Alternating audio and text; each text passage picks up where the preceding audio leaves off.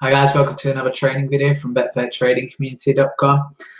Today's topic is simply around which sport to trade, because I know a few of you guys, when you first start, especially as new traders, you're not always sure which sport to go into, whether you want to just go into the one you have the most knowledge on, or actually want to go into one that you can make the most money from in terms of where are the opportunities available. And anyone who's been around Betfair Trading Community for a while will know that we champion one thing as one of our big pieces of first advice that we give, and that is simply pick one sport to master at a time. Okay, so you might be unsure which sport you want to pick. Hopefully this video might help you realize which one you do want to pick. Obviously, we're going to go through the main ones. So I've got football, tennis so far. I'm going to do one on horses, and obviously this is the one on cricket. So obviously in this video I'm going to try and convince you that cricket is a sport for you to trade, simply because we've had so much success with it over at BTC. So yeah, I'll just crack on with that. So 10 reasons you should consider cricket trading above other sports. Number one, there is a hell of a lot of money trading on cricket. So anyone who looks at the big cricket matches, if there's one today, go ahead and look at it, and you will see that what I'm saying here is right. Any big cricket match will usually have tens of millions of pounds traded on it by the end of it. Even a T20 that only lasts 2 or 3 hours. So not necessarily just the 5-day test matches, but it's amazing the amount of money traded on it. Now, obviously, we know a lot of that money will come from Asia because cricket is huge, obviously, in the subcontinent. And yeah, it's just absolutely brilliant that those markets are brimming with liquidity. It makes it great for trading. There's lots of opportunities, and there's obviously plenty of money in the markets, which is important for trading, of course.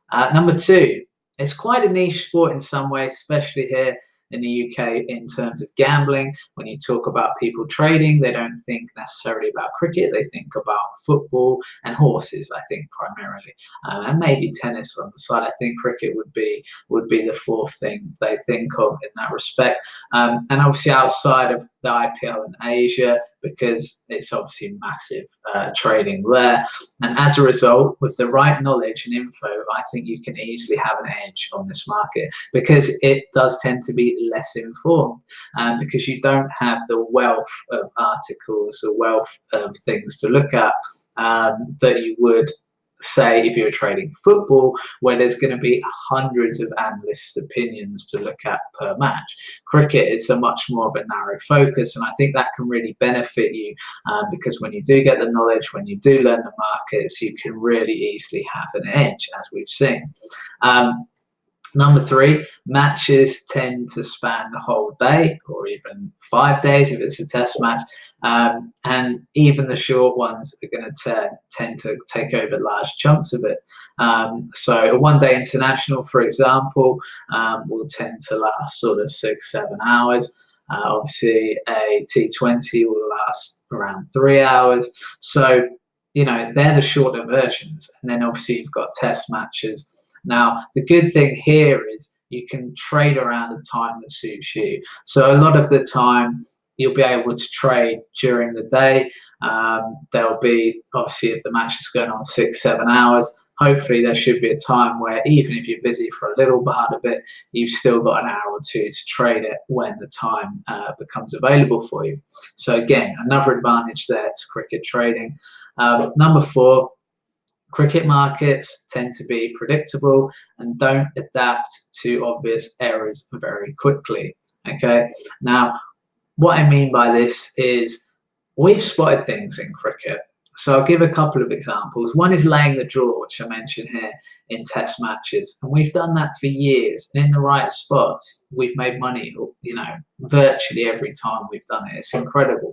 But the market doesn't pick up on it. They'll still offer really short odds sometimes. And you don't really know why when, you know, if there's 5 full days play, it's very rare now that there's a draw in test cricket.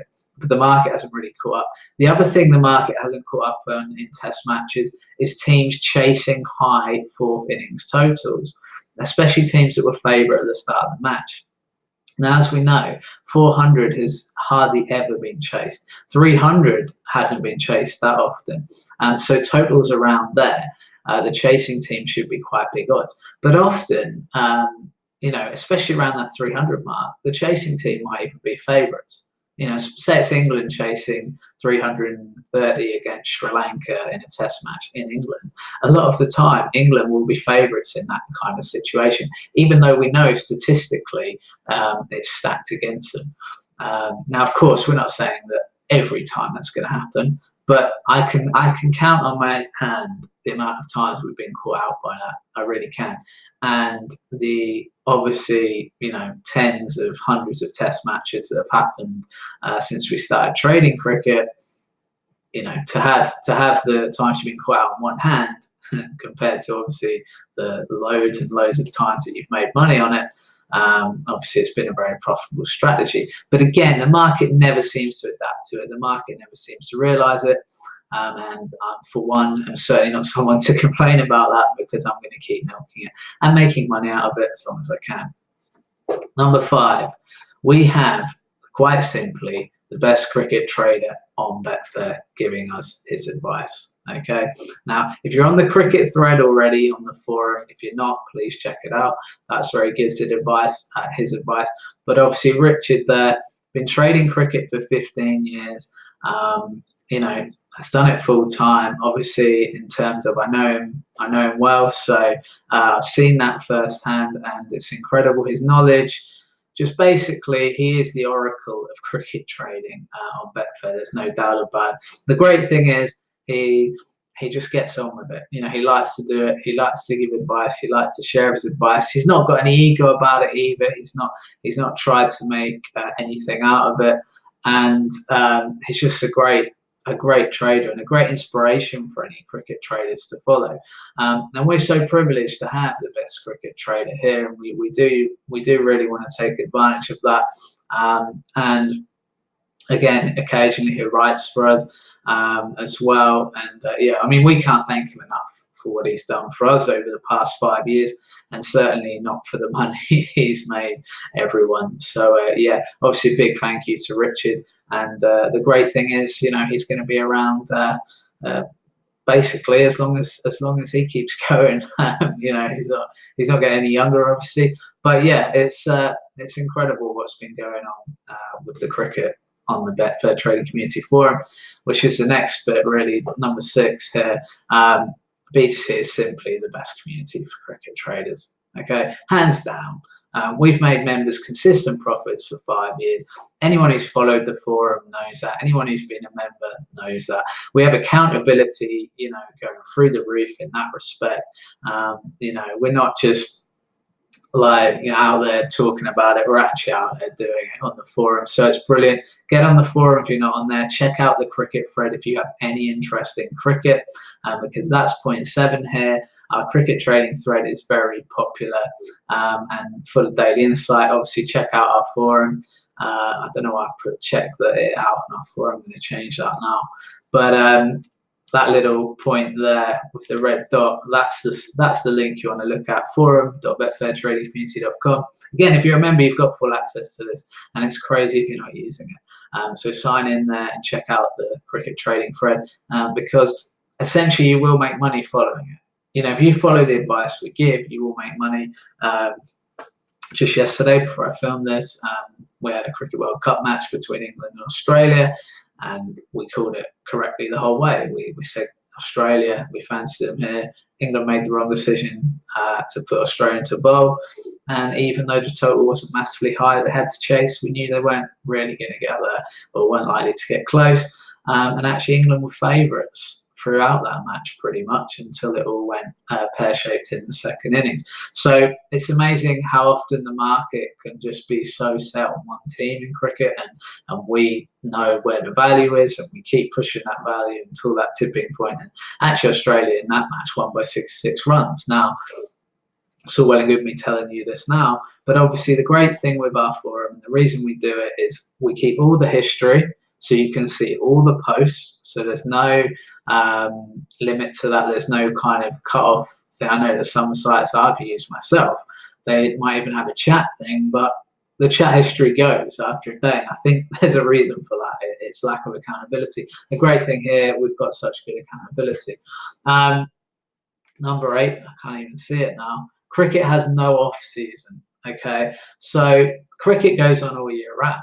You know, even during Christmas. Christmas Day is quite a good time to trade cricket. You know, at the point you get fed up of spending time with your family, there will often be an India versus Pakistan match on. And obviously, some great test matches tend to happen in the subcontinent on Boxing Day in South Africa and Australia. So again, it's actually quite a nice period to trade if you get the chance. Obviously, some people won't, but if you do get sick of your family, just know that trading's still there for you.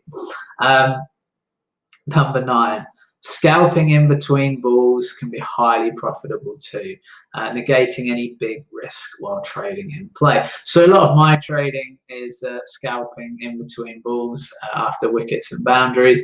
I've actually written an absolute masterclass on this, so you want to check that out here. I've put the link here again. The reason I do these videos with the text is that it actually gives you the chance to pause, make notes, whatever. And here you can obviously go and see this link. I've actually done a training video on it as well now. So once we get all those up on the site, you can watch that.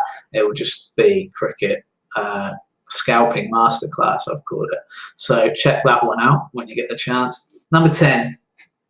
Often with only 1 or 2 big matches per day, you can narrow your focus. Now, I love this.